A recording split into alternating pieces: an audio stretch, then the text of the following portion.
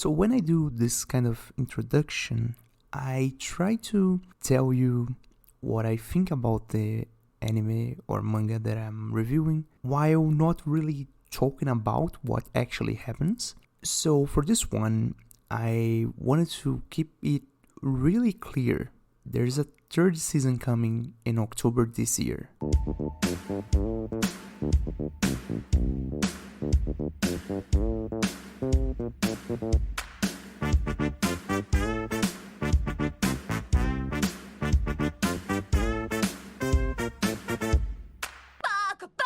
Hello everyone, welcome to the Weeb Initiative. I'm your host, the Weeb. This is the show where every other week I'll be talking about anime, manga, and everything in between.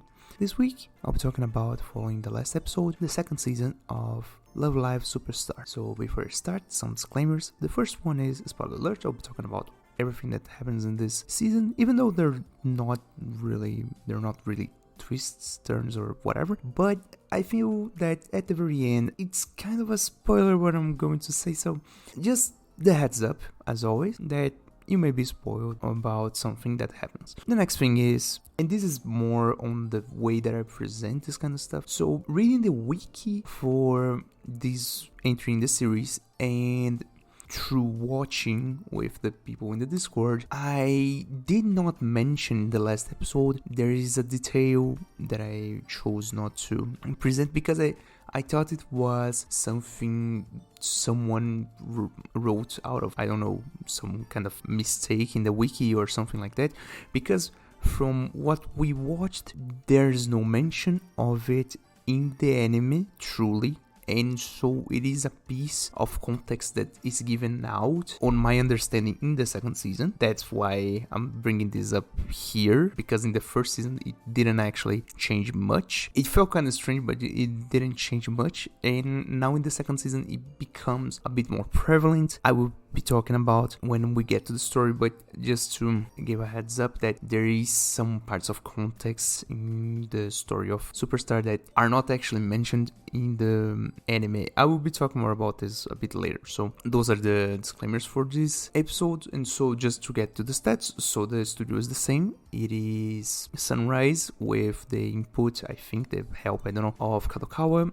And I think in the credits there is also JC staff. I think they did that, either the 3D or some of the animation. And the music is handled by Lantis, as the other seasons of Love Live. And everything keeps basically the same thing as the first season. This season aired from July 2022 to October 2022. And as I already said in the introduction, there's a third season announced for October 2024 and probably will end in December 2024. Maybe, hopefully, I can actually review it still this season. So, let's get to the story. So we basically get the continuation from the first season. So the 5 girls that we had, Kanon, Kuku, Sumire, Chisato, and Ren, they basically failed at the Tokyo stage of Love Live, their first try. And so we basically pick up the story 1 year later, let's say. And so now they are all second years and we have first years in the school. The first correction that I need to make is that I assumed that Ren was actually second year. She's not, she's a first year. And this is the detail I was talking about when talking about the detail that I didn't actually bring up in the review for the first season, is that apparently, even though they don't actually mention it, I'm pretty sure they don't actually mention it, the school was actually in the risk of demolition basically 1 year before Kanon and the girls entered the school. So for the most part, the school was closed until the 1 year that Kanon and Chisato and the other girls entered. That being said, it is a high school with only basically 3 classes for each year. So for instance, in the first season, we only had first years, and we had the divide between music curriculum and general curriculum. And now we have the first years and the second years, but we don't actually have third years. So it is really weird that they don't actually mention it in the first season, but in the second season it becomes more prevalent because we actually see the first, let's say, divide between first years and second years, because at this point the second years are basically the senpais of all the school. And not only that, but we also have for the first let's say, mini arc in the season, the first 2 episodes, we have the introduction of our first, we have the introduction basically of the 4 girls that will enter the club at the end of the season, so we end up this season with 9 girls already.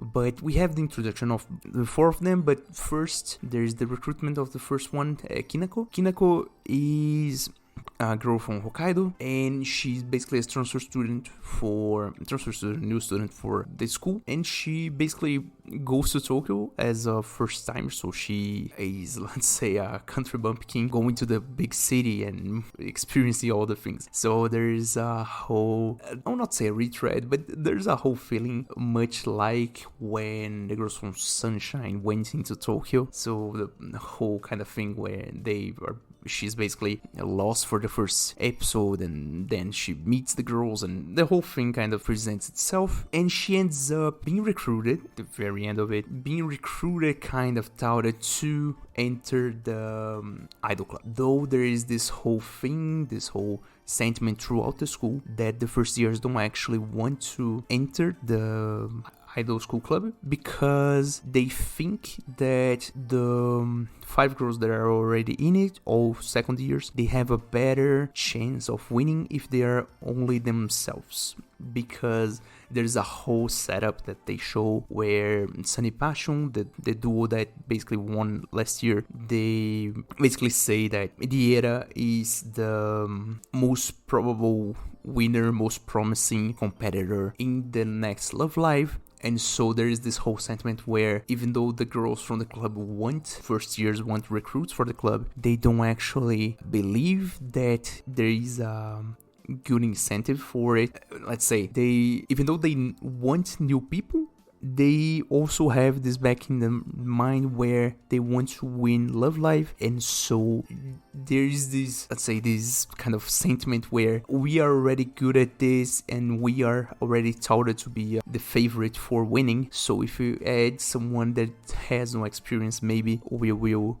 be dragged down or something like that. That goes for a bit, and the first episode basically goes through this whole thing. The first and the second, really, it goes for basically touting and recruiting Kinako. She doesn't accept really at first, and this is already something that I need to actually give kudos to this season. They actually have a lot of insert songs, sometimes 1 per episode. Sometimes there's not 1, but it is more a plot episode, and so things kind of work out that way. Especially there's one later on that has 2 insert songs, even though the first one is kind of cut off really short due to timing and stuff. They have a lot of insert songs in this anime, which like, and I think that is a symptom of it only being an anime and not really a game, that basically translates to them having to actually show off the songs in the actual anime, not only basically leaning or depending on the fan base of the actual game to actually know the songs and so on and so forth. From what I heard, actually, I don't think that if the game is still functional or not, though that's not here nor there. I'm just talking about the anime either way. Then we get the first 2 episodes, the recruitment of Kinako, and then we have this mini arc where she, even though she's inexperienced as an idol, which is expected, she actually wants to be better, she wants to improve. She sees that she is basically dragging them down, and conversely they are trying to ease up on the fact that they have an inexperienced member in the club now, so they basically ease up the training for a bit and so on and so forth. But at the end of the day, they come to a compromise, and she basically picks up the pace. It is tough, but the message here is the same as all the Love Live, where even though it's tough, they do it out of passion, so it feels like it's okay. They want to do it because they want to win, and so they basically end up working on this whole thing in training and waking up 5 a.m. to run. Oh my god, I wouldn't. Well, anyways, the thing is, tough training.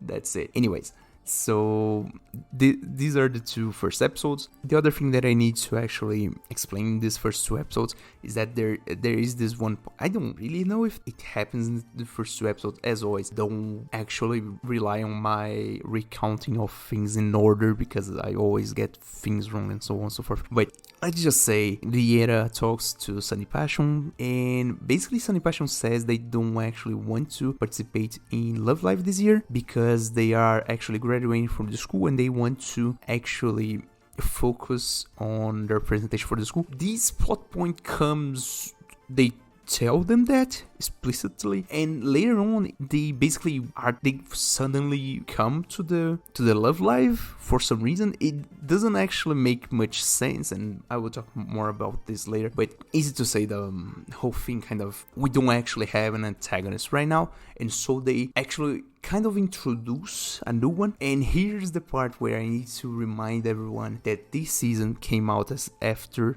the 2nd season of Nijigasaki, which again was the best Love Live I ever watched. And so they actually took a whole lot of ideas that went right in Nijigasaki to actually reuse here, which I don't actually feel like it's bad writing. I think that for the most part in this, mainly in this, not only in this series, let's say, but when talking about Idol Master, when talking about things that are done by the same studio, I think it is an okay thing to do, actually. The reuse of ideas that are goes right. I feel like if it ain't broke, don't fix it. So for the most things, I just want to clarify that it feels like they took a lot of things that are just good ideas from Nijigasaki and put it here. Even though this is a main line Love Live, they actually got good things to actually work out. The one thing that I don't actually think that went well in the implementation for this one is the fact that with Sunny Passion basically out of the picture as an antagonist, they present a new antagonist, and easy to say that her design does not help the comparison, but I have to say they try to reintroduce Lanzu in another season, and I feel like I'm not really far from the truth here, because her design is way too close and her stick is almost the same. So just to clarify, we don't have the name of this girl till like episode 6 when the group is actually complete and the whole thing, and she just appears as a random apparition for Canon, because she basically taunts Canon as she's not really an artist, because she does not actually present her song to the people and so on and so forth, which is really weird in a way. Though the way that she's introduced, I don't think was the right way to do it. It becomes way too mysterious, but it doesn't really fit with the Love Live vibe, because the whole group is so lighthearted and the things just start to get really weird out of nowhere. So it becomes kind of this weird stuff where I don't know. I will talk more about her later when her actual introduction appears, but easy to say that in the 3rd episode, when we start the work to recruit the next 2 members, first years also, all the girls that enter the group at this point are first years. When we start the work to recruit the next 2 girls, this new antagonist that looks a lot like Lanzu. She has her insert song, which I have to say it is one of the best songs of this season, all things considered. It's called Butterfly Wing. I will keep the links in the description as always for the songs that I mentioned, and so you can count on that. But easy to say that the way they do it is really close to what Lanzu did in Nijigasaki Season 2. In her introduction, the insert song is pretty nice, and it is the same vibe where she basically goes there, presents, the song is awesome, and basically the whole thing kind of goes the way that you would think. She basically steals the show for herself. She's a solo artist also, but at this point she is really as an antagonist, so she is actually going against the girls and for the most part being rude to them somewhat. So the third episode is basically the introduction of the next two girls, Mei and Shiki. I will admit that when we were watching it, I really thought they were sisters because of the way that they acted with one another, but actually they are just childhood friends, even though they don't actually want to admit they are childhood friends. It's kind of weird, the whole stick, but basically it is to say that the ship came pre-built in this one, and by the fourth episode, Shiki, as someone that was not interested in idols at that point, wants to actually push Mei into being an idol because she's actually a fanatic, and we have actually a reference to the first Love Live, which I thought was pretty cute. She has the same legendary DVD that Nico had in the first Love Live, so it was a nice detail that they added. And so they basically bicker a bit.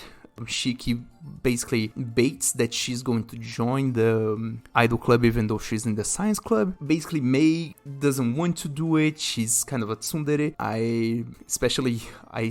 Oh man, the design doesn't actually help. But to me, when I didn't know her name as of that point, I talking to the guys in the Discord, oh, this is like evil Ruby, she likes idols but she's a tsundere. So it felt somewhat like a bit of Maki and Ruby combined, even though, and this is a critique more on, not really on the VAs themselves, but maybe on the choice of casting, or maybe it is just me being kind of nitpicky, way too picky on this kind of thing. But I don't think that first years actually have the voice that you would think first years have, even though the girls from the second year actually have voices that the second years have. I don't know, the Mei and Shiki, strictly, they have this vibe of being way more mature than the girls from the second year. But I mean, this maybe is just me, but I think it's a fair critic. Then again, it ends up that the ship basically came pre-built. They have a bit of bickering, but they basically make up all together, and both of them join the club. And around this time, we are basically on episode 4. So now we have the mini arc where basically the quality, I will argue the quality goes down a bit from here on out, but I think that was basically premeditated due to the fact that at this point we have 9 girls and we need to actually develop all of them. One major thing that I think I didn't comment when we were watching it, but it came, basically thinking about it, it came to me. They really cut Coco's lines in this season, and even though we actually get some more development from her and Sumire, she talks way less than the first season, which was really a bummer, all things considered. I mean, she is a funny character and her whole stick was talking a lot. I feel like they underutilized her in the second season, even though that is, again, kind of needed due to them having 9 girls now, but still, all things considered, just a detail. Now we have the introduction of our, let's say, last character, even though her arc is really weird in the way that they write it, and there is this one instance where they use canon in a really weird way to solve things, even though she had no place being the place they were and no reason to actually be there. Just to say that basically they are getting near summer vacation and they need to train to the preliminary stages for Love Live, and so they want to actually get their A game on and actually train. But we have the introduction of our last character, who I would say is not really she does not have a good characterization.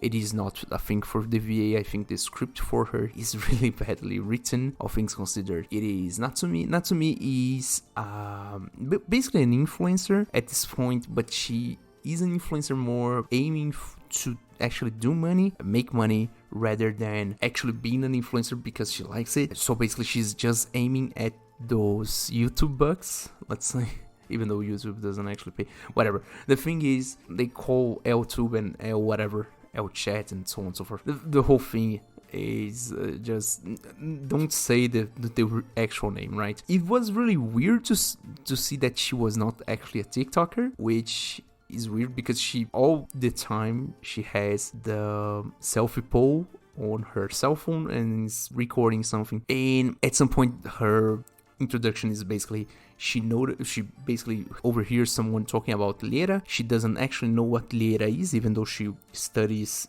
in the same school, and they are basically the celebrities of the whole school, which is weird, but okay. She sees that they are actually big as school idols and they have a following and so on and so forth, and so she sees an opportunity to make money off of them. She basically introduces herself to the club as a possible producer for them, and basically she basically makes a contract with them, signing and everything, that all the money that they make off of her production basically goes to cover her costs, which already should sound some really big alarms, but the girls are basically really lighthearted on that front because they don't actually want money, and the whole thing kind of doesn't actually need any conflict. That's the thing. The whole arc is really badly written because they don't actually commit to the fact that she's going to be an antagonist or that she could do something to the girls that would cause more development than they have planned. Let's say they need something to happen, but not something that would take more than 2 episodes, basically. The whole thing kind of feels really rushed, and from this point on, the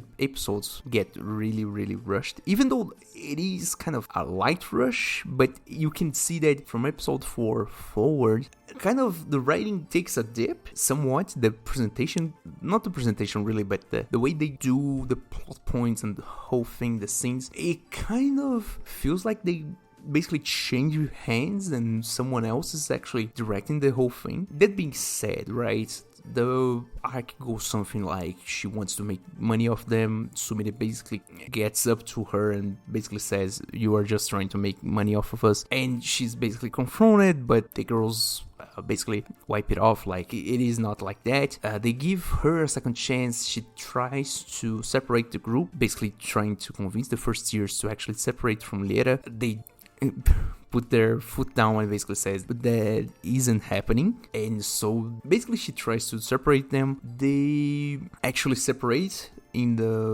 their vacation due to they actually want to train, so the first years actually want to train more than the second years. They want to train, let's say, alone to actually concentrate on things they as first years, as newcomers to the club, need to actually improve. And so they go to Kinako's house back in Hokkaido to actually train. So they go, the 4 of them, and so the second years basically go out of the scene. That being said, we go through some of the training, and Natsumi trying to actually record them doing stuff, doing clickbait stuff, and basically riding on the Riera train to actually get some money on. Quickie kind of tangent here. All the numbers they show when talking about subscribers, likes, stuff in the internet is really low.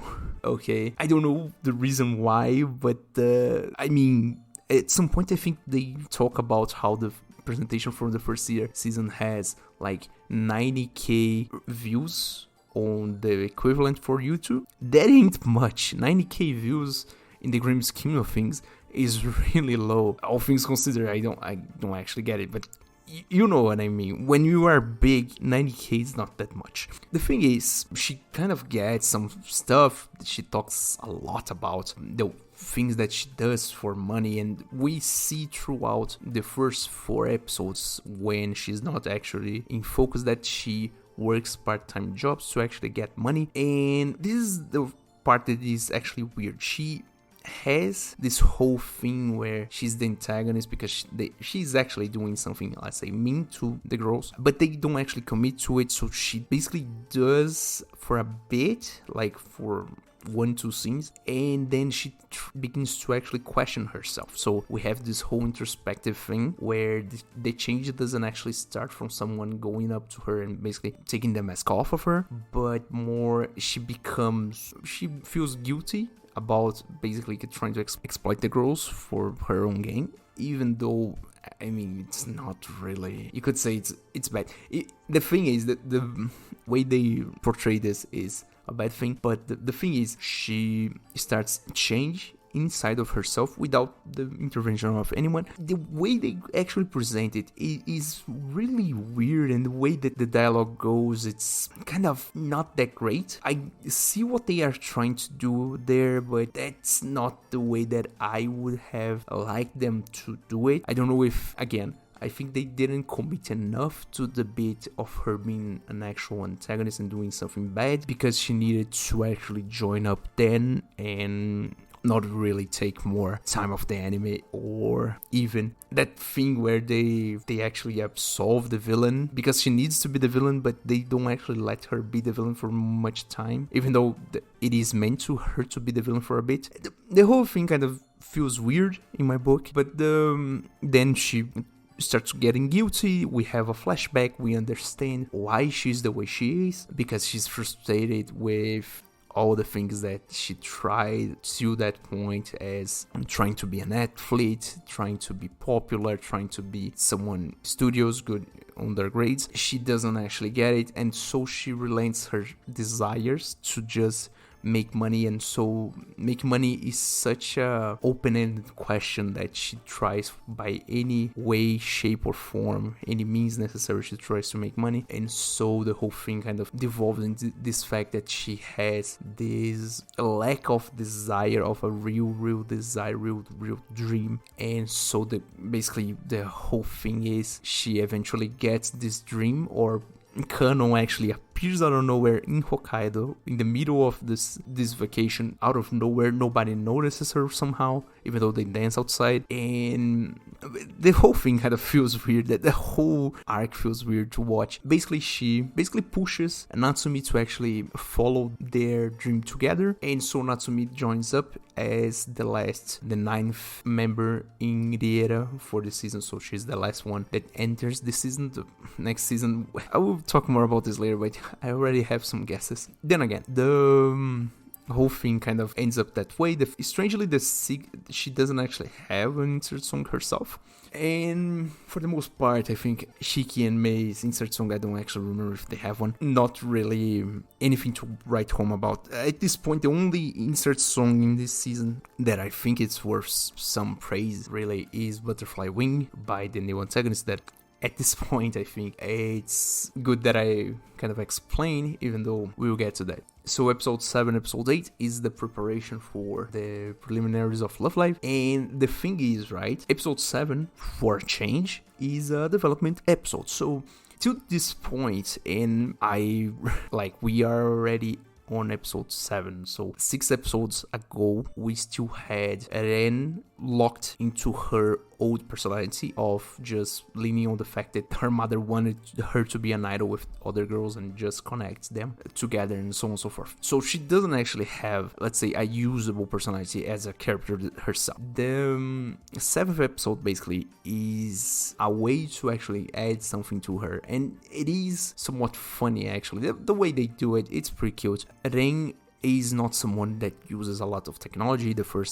In the first season we have this thing where she doesn't actually know how to use, I will say it is Microsoft Teams rather than Zoom, but again, this is more of a speculation. I don't actually know what their intention was there, but basically she doesn't actually know how to use technology as a whole, and that culminates in the fact that she doesn't actually know what video games are.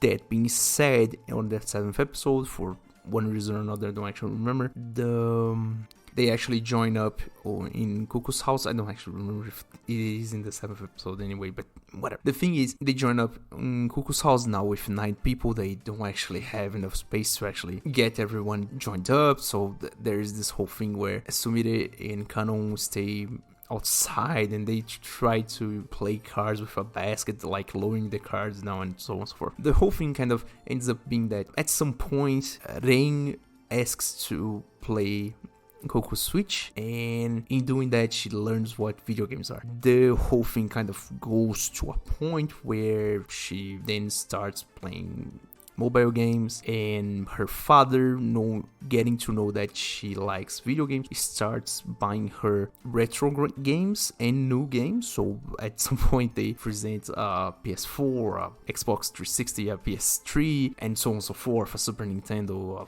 or a Famicom for that matter, and the whole thing kind of goes in that way. She becomes somewhat addicted. She starts to sleep less, or work less in the songs that she needs to work on, and the whole thing kind of boils down to it until a point that the girls find out, and we get a really cute episode where they all like join up to actually play together because she needs to actually finish a game and so on and so forth. It's pretty cute episode. Then they kind of get together to actually do stuff, and it is pretty cute, and everything works out at the end. She starts basically getting her things right again. Then we have episode 8. Episode 8, it is basically more preparation for Love Live, where they need to actually go through the preliminary stage. So they have a theme, so they need to actually prepare a song and a stage for something that represents their region or their neighborhood, something like that, and or a symbol for their group. It's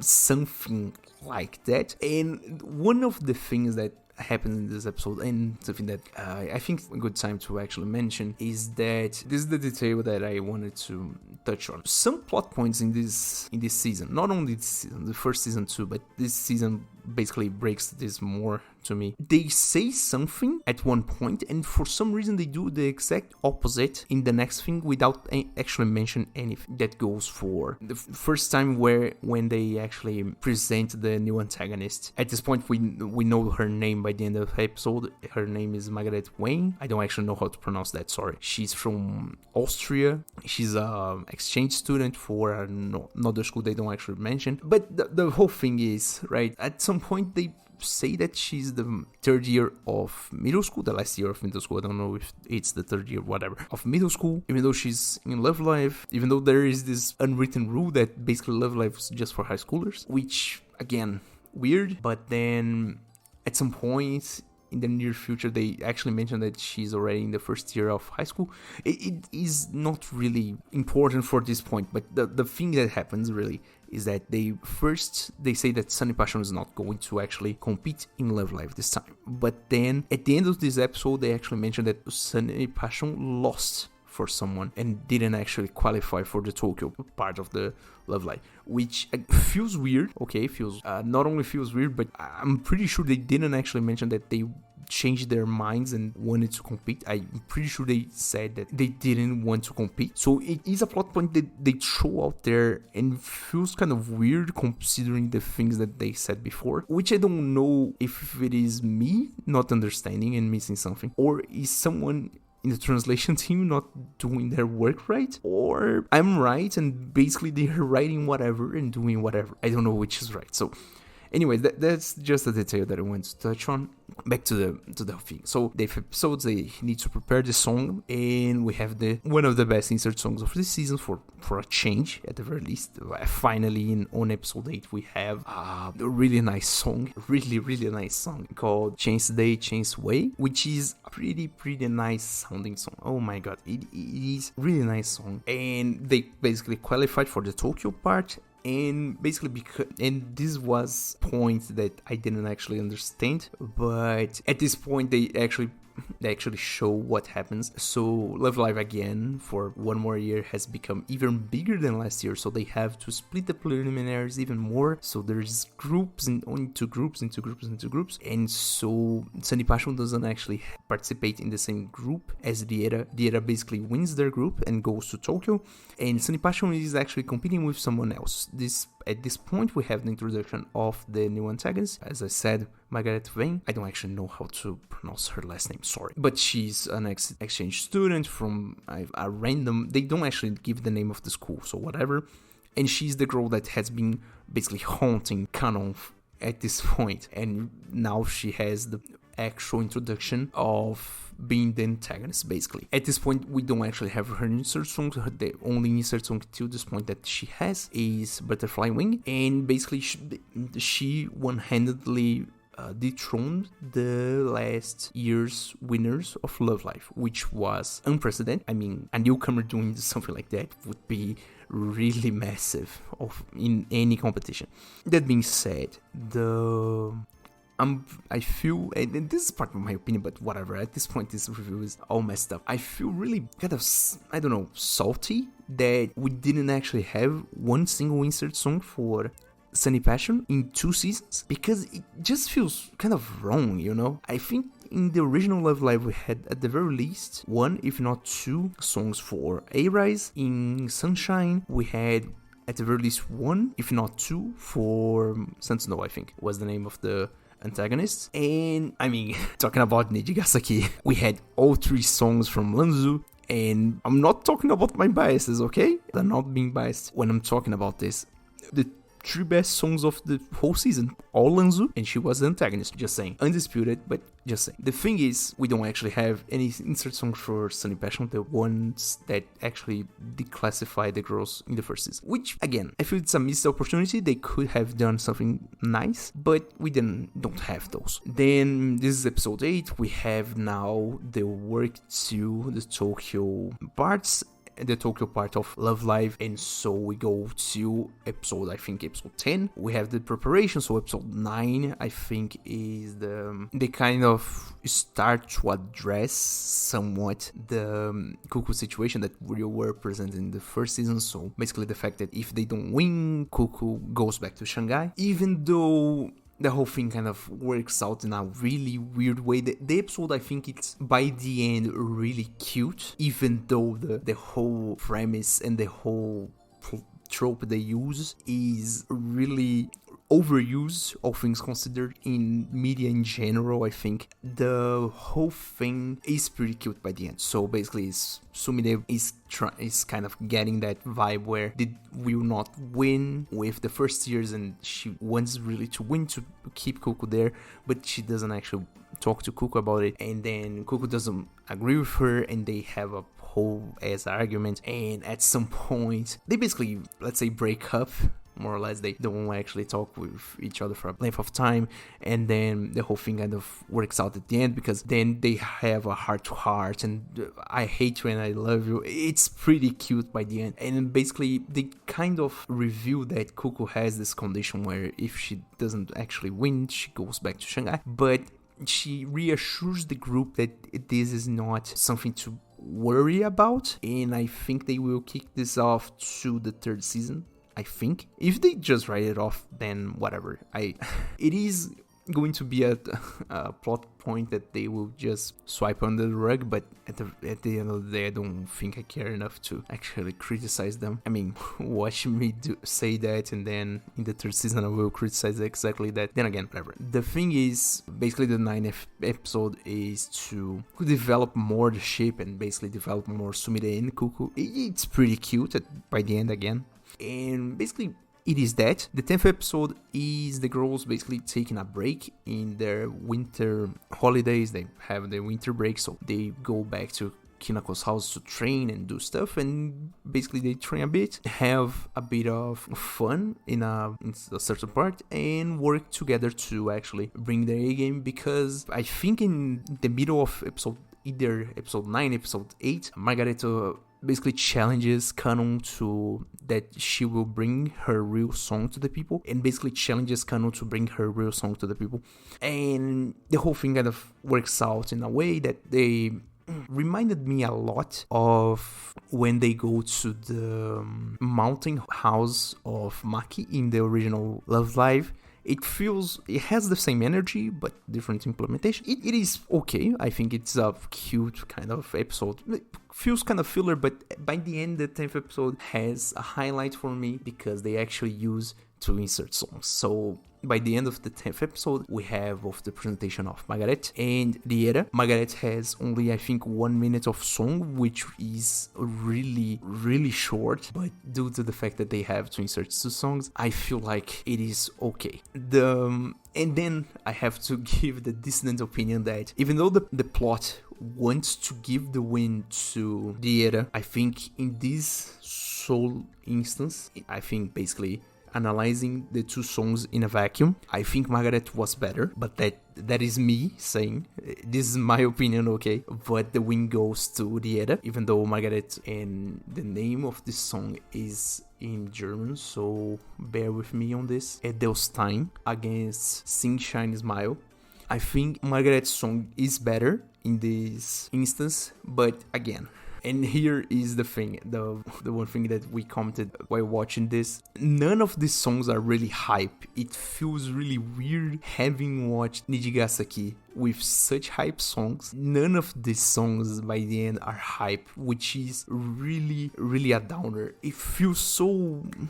It lacks salt, it feels bland. That's the problem. That being said, as I already said, Margaret loses. Basically, she is disqualified as second place, and the first place is Liera, so they are going to actual Love Live. She is pretty salty about it. She makes a fuss, makes a scene in the post-result interview, and basically goes out with, let's say, doing this whole thing. And then we have in episode 11 a whole development where Kanon actually learns the backstory of Margaret for somewhat, and learns of her condition, that actually she just came to Japan to actually win Love Live because she had let's say her family was a music family, much like Mia in Nijigasaki, and she was started to enter, like her sister, to enter the Vienna musical school, I think. I don't actually remember the name of the school they mentioned. I don't know if it's a real thing, but that is not the point.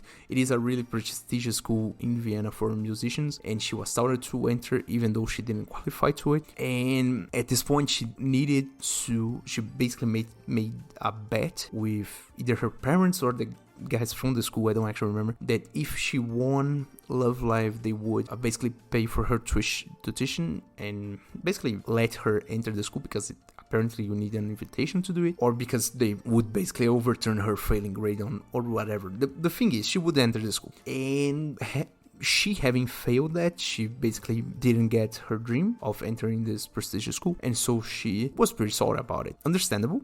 And the whole thing kind of goes that way until comes a thing appears in the school, correspondence coming for Kanon, because this same school that Margaret was going to enter actually offers Kanon to be an exchange student. So they would pay for her tuition and her whole thing, the tuition, fees, housing, whatever expenses she had while working there. And they basically show up the whole thing, all the privileges and benefits to studying there, but Kanon chooses not to. And the 11th episode is basically she choosing not to, and basically all the other girls, led by Chisato, and this is a thing, they try to make Chisato more relevant in this season rather than Kuku, because Chisato is the main waifu, let's say, so it's kind of understandable. Basically Chisato wants her to go and not leave this opportunity in the ether, and so the whole episode is basically them trying to convince Kanon to actually go, and how things works out. It is kind of heartbreaking, and basically made me question the viability of the third season. In my head, it could have worked out.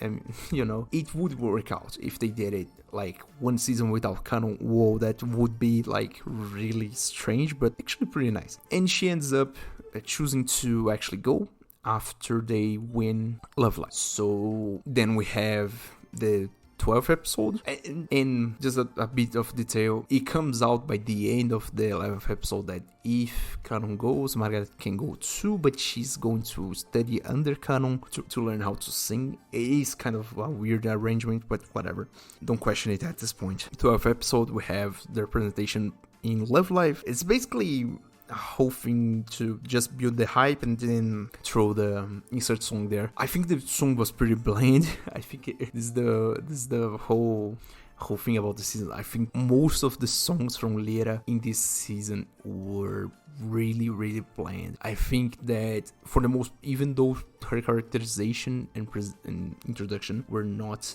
that great, Margaret's songs were a bit better. They were not really to my taste, but I think better. Even though they, and this is a thing, I think they tried to make her more of, I will talk more about this later.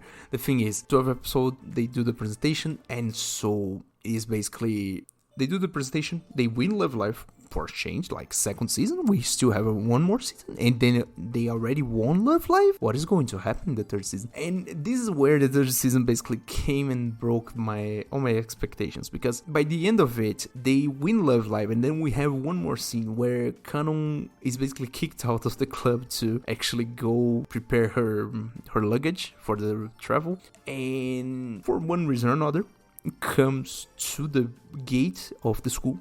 Margaret sporting the girls' school uniform, so basically saying she's a transfer student, and she just told her, like, didn't you receive the mail? We are not going abroad to study. And then we have this cutaway joke where both Kanon's mother and younger sister are in the cafe, like, yo, do you understand this mail? No, I don't speak German. Me neither. And then they actually mentioned that. This is just a quick thing. I don't think I mentioned this originally in the first season review, but they actually show Kanon's dad for a change. Like, this is a first in Love Live. I think they actually showed Honoka in the original Love Live, but Kanon's dad actually appears, not his face, mind you, I think thrice in the first season, maybe 4 times, but in the second season he's mentioned but not actually shown. What a bummer. The thing is, right, so this is the setup for the third season, the sequel bait. Margaret doesn't actually explain why they are not going abroad. Kanon apparently is not going abroad, and so Liera can continue with the 9 of them. And this is just my speculation, but it's more than likely that Margaret's going to join Liera, and I think they will end up with either 12 or 13 members by the end of the third season. Anyways, that's the story. Now for my opinion now, even though I already gave my opinion for a lot of things. So looking at this anime in its whole, at this point, I can't really give up permanent, let's say. It's not really a full review because we have the third season coming. At the time of recording and releasing this, the third season is not nearly here, even though it's already announced and so on and so forth. The thing is, I really want to watch the third season because at the end of the day, even though this, and I need to actually give this here, I think this is better than Sunshine and debatably better than the original. This may ruffle some feathers, but hear me out. In terms of quality, in terms of songs, I think this actually may be better depending on the perspective than the original one. I think Sunshine is the worst one by far. Nijigasaki is untouched at the top. Okay, that's just me. Then the whole thing is, I like this season, all things considered. The second season I think was a bit more rushed than the first one, but they used a lot of the right things to actually do it work out. I think Natsumi's arc was really bad. I remember we talking in the Discord that those were 2 episodes that we did not want to watch anymore. I remember that in the 5th episode when she's introduced, we were, oh my god, we still have one more episode of this shit. Like, her arc's terrible, all things considered. Okay, her arc's terrible. I don't know who was the culprit on that. I don't know if it was the director. I know for a fact that it's not the VA. The VA did an awesome work.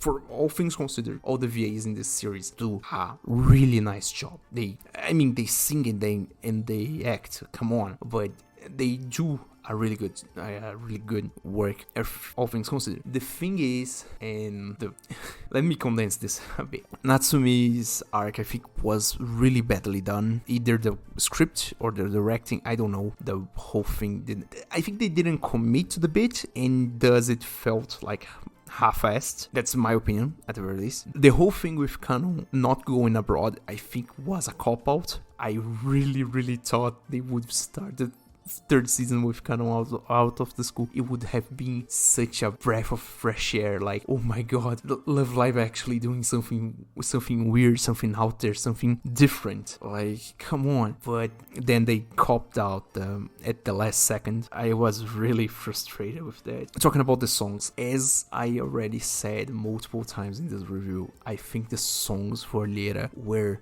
really, really bland. I mean, they are serviceable, but at this point, with Nijigasaki looking tall behind their back, I think the series already showed that they have the resources and the guys to do, and the desire, the will to do something incredible. I don't know why it feels so bland. And okay, this is my opinion, okay? It may be biased, all things considered, but I'm disappointed. I'm disappointed at the end of the day. These 2 seasons, the only real hype song, really real hype, it is Non-Fiction, the Sumire as the center insert song in the first season. That was, I think, the best in the whole series at this point. Oh, hands down, hands down. Then the next one, we can say that it was the Chisato insert song, Tokonatsu Sunshine. Pretty good song also. And then Chance Day, Chance Way, also pretty good. And they were all hype songs. I feel like we are lacking hype songs. I know that classical idol is the life and blood of this series, but at this point, with you guys, like with the studio already jumping the shark in Nijigasaki, god damn it, have you heard any of the songs from Nijigasaki? All of them are really, really hype, really, really nice. I know they are mostly solo idols, but I feel like you can do it for groups, and if I feel disappointed that we don't have like one hype song that I can undisputably say like, oh my god, this is the one song that makes this anime right. I hope they do it for the 3rd season. I hope they jump the shark in the 3rd season. They actually try something different, do something that really picks up, and I mean, and giving kudos to them again in seeing these 2 seasons. Starlight Prologue, the last song they did in the 1st season that I touted as Snow Halation V2. It is, for the most part, the 2nd version of Snow Halation, all things considered. The costumes are pretty much the same. The setting is pretty much the same. It is the next generation of Snow Halation. But the thing is, right, that was one that they did really well, and now I want them to actually do a hype song with all the girls and be the one to actually crown this whole anime. This anime is not bad.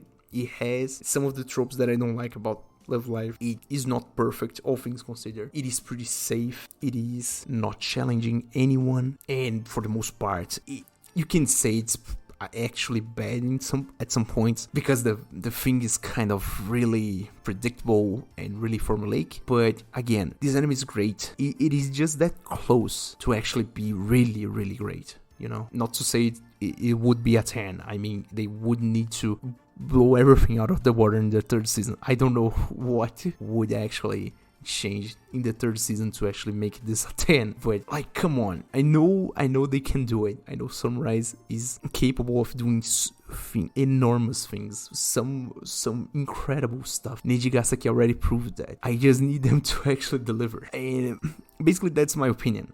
Just to round this all out, because at this point the recording is so huge. Talking about art, I think the art is really nice. Talking about the whole thing, it is the classical Love Live with a little touch of Nijigasaki. I think it's pretty nice, all things considered, and this is talking more about the characters. I feel like Kuku was underdeveloped. Mei and Shiki basically came pre-built with the shape and not everything else. It's perfect the way they are. If there is any kind of conflict between them, I would feel really bad. I think Kuku and Sumire is actually pretty nice as they are. The episode 9 was really, really good to consolidate it, and I think, as I already said, Kuku was underutilized in the season. I think they cut her lines way too short. Ren, I think, is still underdeveloped, even though they tried to do something different with her. I'm glad, but still needed some more. Kinako is kind of okay, all things considered. She's kind of there, but not there, but there. She participates, she's kind of cute, and the whole thing kind of works out, but I don't know, I would like something more. The only real problem is Natsumi. Natsumi, her introduction was terrible. I hope she has a bit more development in the 3rd season. And I need to actually say, I think Kano is by far the best main protagonist of Love Live, without even counting Nijigasaki. I think in a way she's better than you, even though they have different roles inside of their own stories. I think you doesn't actually compare to her in a fair fight because you doesn't actually have that much appeal, even because you is the producer in my mind, which does not compare her to an idol inside of the group. It would be like compare the producer from the original Idolmaster with Izumi from Idolmaster Cinderella Girls.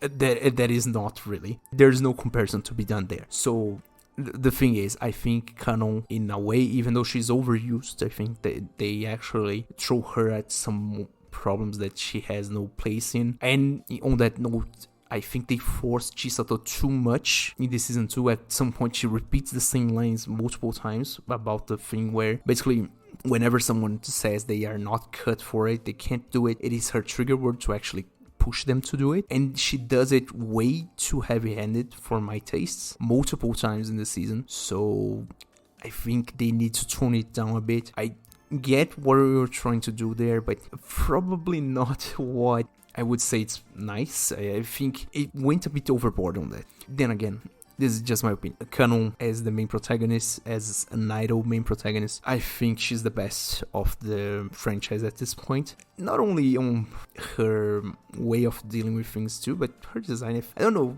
her design just resonates with me.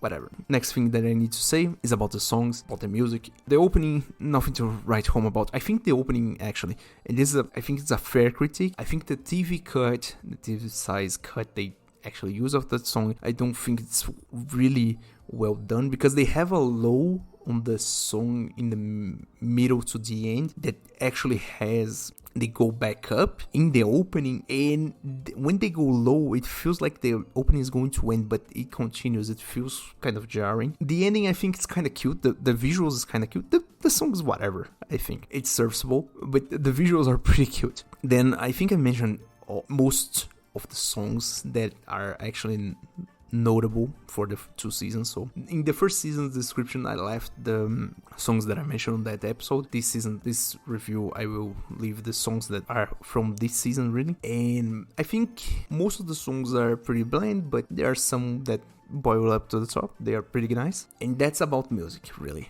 Then about animation, I think the animation overall is pretty nice. There are some parts where it feels kind of rough, really a bit. It's really nitpicking at this point, but for the most part it's pretty nice. The animation is really well done. They actually use that, how can I actually say that, when the girl is way too close to the camera and looking down, so her head pops out basically from the screen. They actually use it, so that's peak Love Live. The close up in the lips also peak Love Live. So they actually do these shots really quickly. So I think it feels somewhat underutilized, not underutilized really, but underappreciated. They basically check this out of the list and throw it away, while they could do something good with it. And basically that's it. Talking about presentation is really nice, but that's about it before I start dragging this out too much. Thank you guys for listening. Thank you for watching. Please like, please follow, please subscribe depending on the platform you're in, and I hope you stick around for next time. Bye.